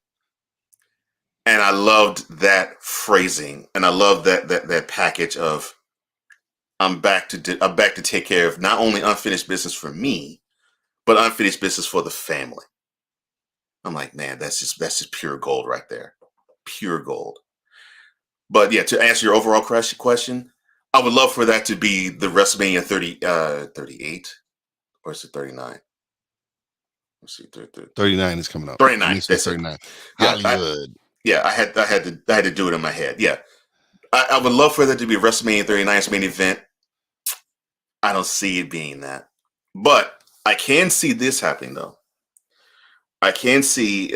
I think we may see Cody have the title, but I think he'll win it off of Roman because really, does the Reigns Rock feud or rivalry or match at WrestleMania need to have the WWE Championship? Not really. No. Yeah. So I can see them taking the title off of Roman to have that feud happen or have that arc happen, and then Rose can do what he does with the title. What sucks about that though is in the biggest of events, it would be like what CM Punk had to do back in 2013, where he had the title, 2012. I'm sorry, he had the title, but he wasn't in the main event.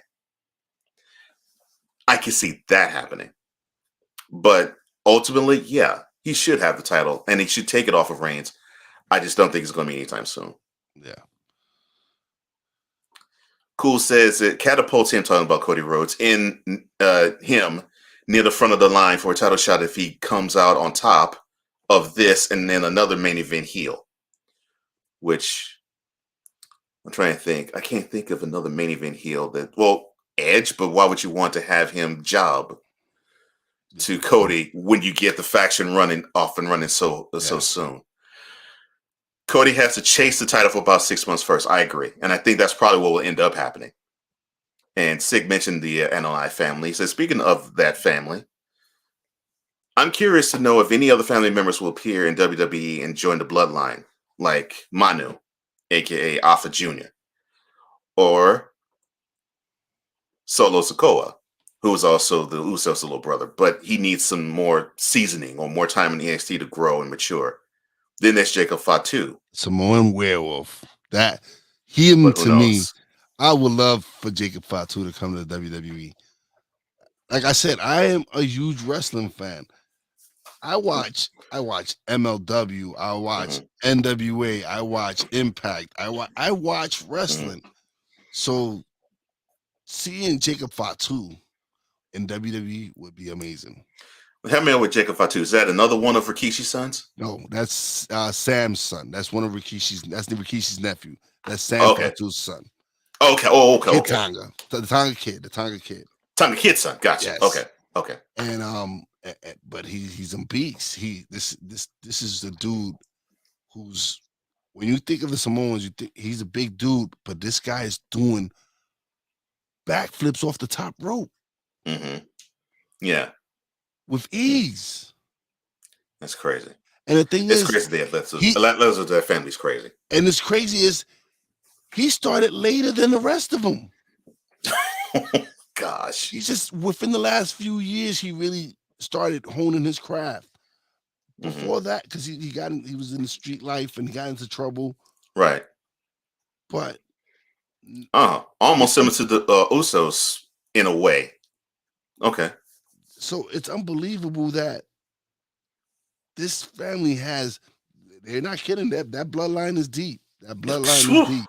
It runs deep and is strong. My gosh. Yeah. Not entering fourth generation now. Goodness gracious. Yeah.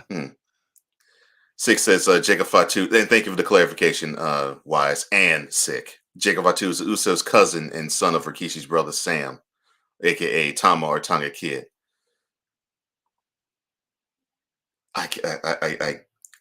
I will refuse to derail this conversation for the love I have for Tama. I refuse to do it.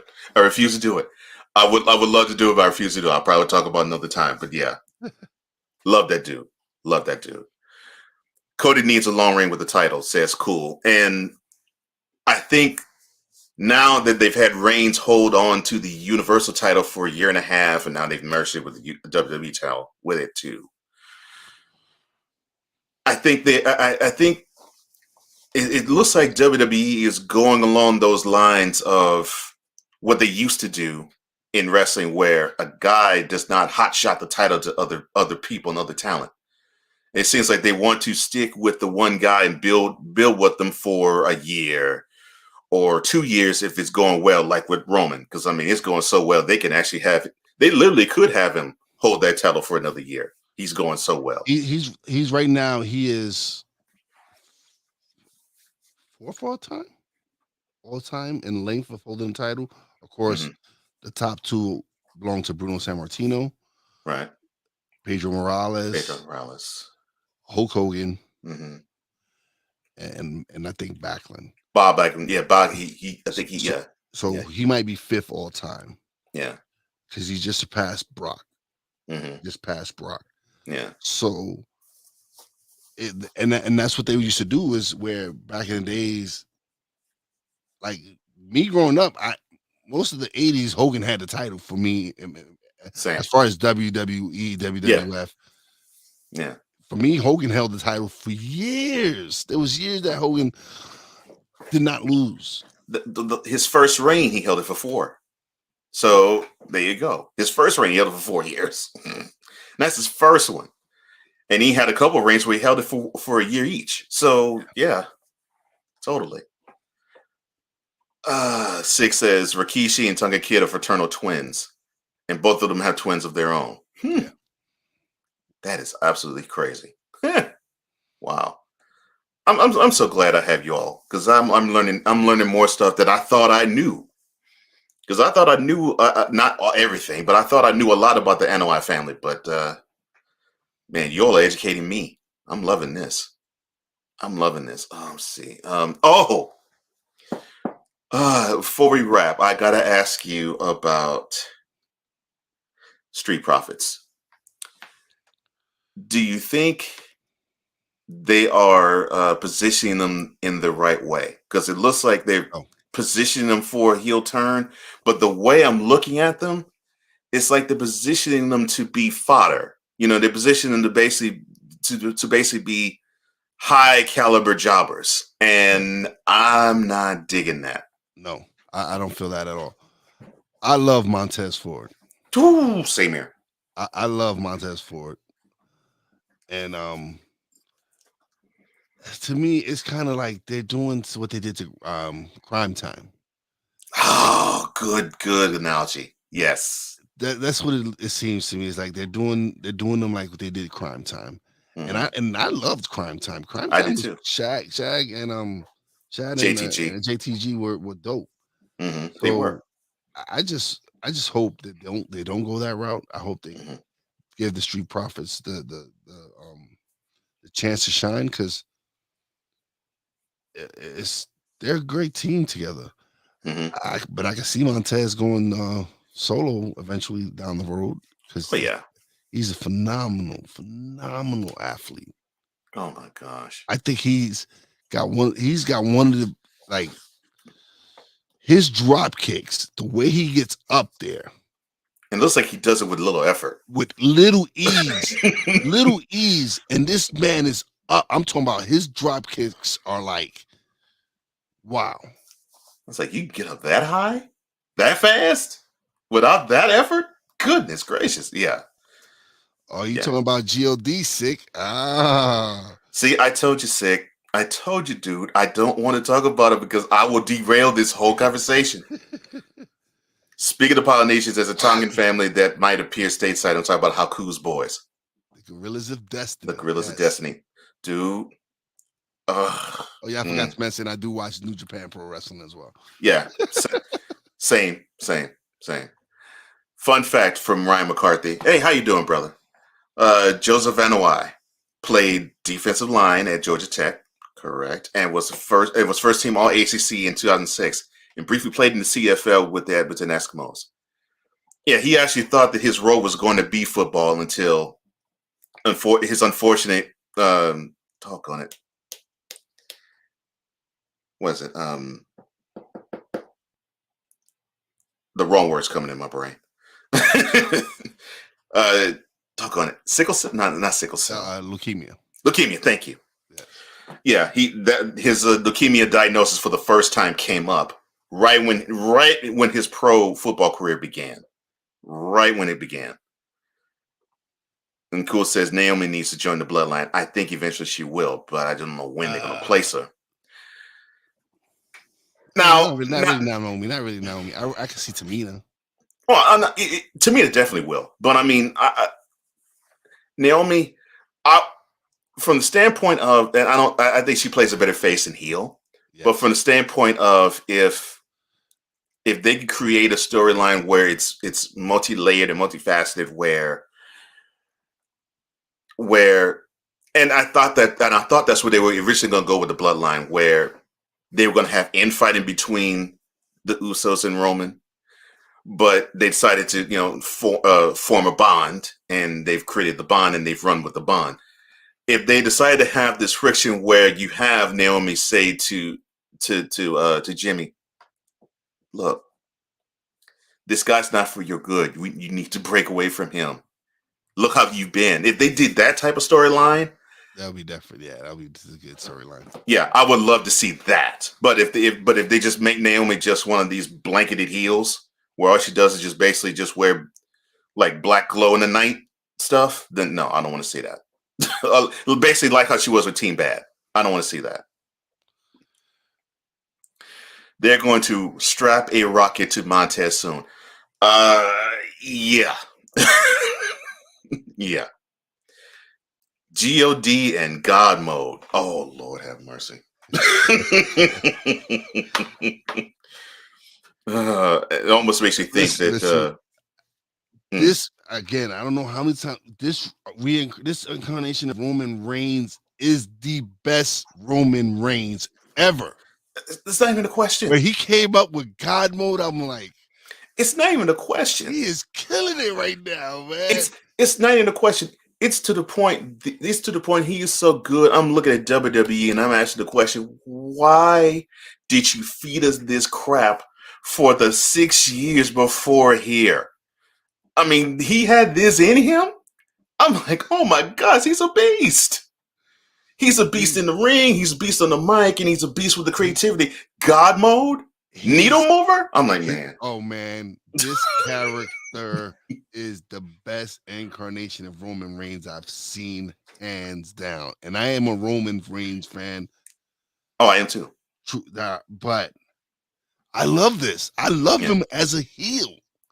I love this. I love the fact that as a heel, he is unafraid to go in every different way a heel can. Like, sometimes he shows he can cower. Sometimes he shows he's ruthless. Yeah. Sometimes he shows he's cutthroat.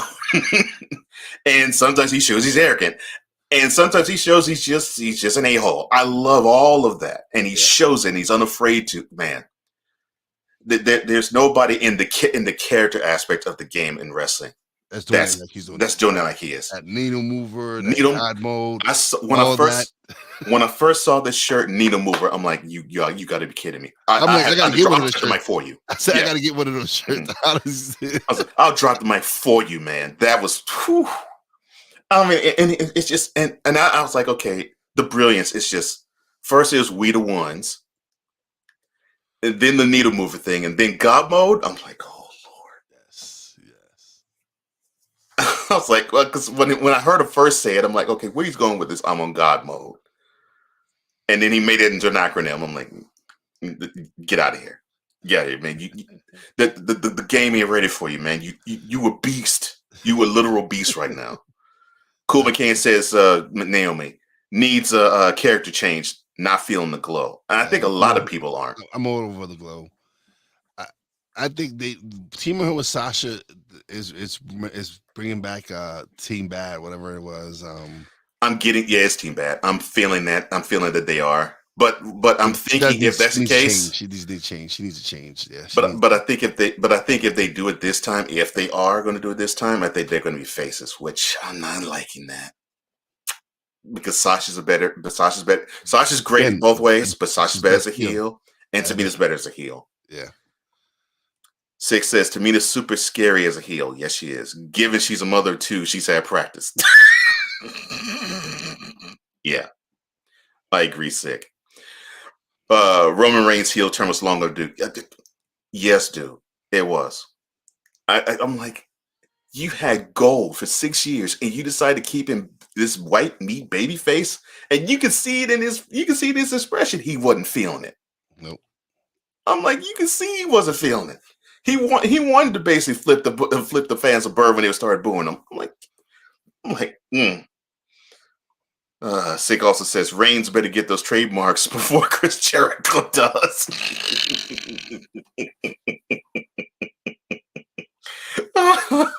I'm sure WWE is already on that. They've already trademarked that. Yeah, yeah.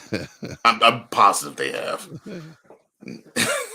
Especially the God mode, because I can see the current incarnation of Chris Jericho taking that one, and probably Needle Mover too. But yeah, I can see that. Ryan McCarthy says if they could turn Bayley heel, they could turn Naomi heel. Well, they already have before, but and they could probably do it again. But like I said, I could just see her basically be just glow in the dark black stuff. Because what else can you do? You can't have her be colorful and be a heel.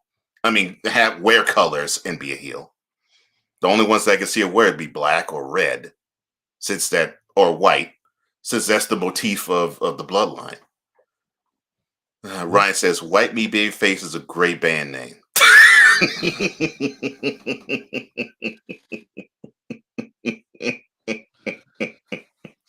I always thought that too. Quiet as kept, Ryan. I thought that too, man. Oh my gosh. Oh man. I would love to continue this conversation. Unfortunately, we have to put the pause here because we have come to the end of the show. Where can the people find you, Mr. El Jefe? On all major platforms, Spotify, Apple, Google, YouTube. You can check out the website, www.realwiseradio.com, www.realwiseproductions.com, and www.stuckinmymind2020.com. Awesome. Sick loves it too, Ryan. I do as well. That was great. Well, you can find me on YouTube at Cole Sports with a Z. That's Cole Sports with a Z, not an S.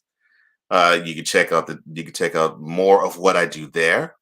And what you see me do here, it's pretty similar to what I do there. Not too dissimilar. There's some different things and different subject matter, different segments that I do, but it's pretty much the same type of takes. They come hot, and they come with the cold facts. That's just how I roll. That's how I've always rolled. And speaking of that, we hope you take care. God bless all of you. Seriously. God bless you all. Make your next move your best move. And always remember, if your dreams don't scare you, then they're not big enough. Dream big, do bigger. You heard Wise. You know that's what he's doing. That's what I'm doing. In the chat, I know you all doing it. We hope you all in the viewing and listening audience are doing that as well. For all of us here at Snowman in the Morning with Cole Johnson, and one of these days I will get that transition right. And for Wise El Jefe, I am Cole Johnson saying so long, adios. Tomorrow, more from the first round of the NBA playoffs. Thank you for tuning in to Snowman in the Morning with Cole Johnson, the hottest of hot takes and the coldest of cold, hard facts.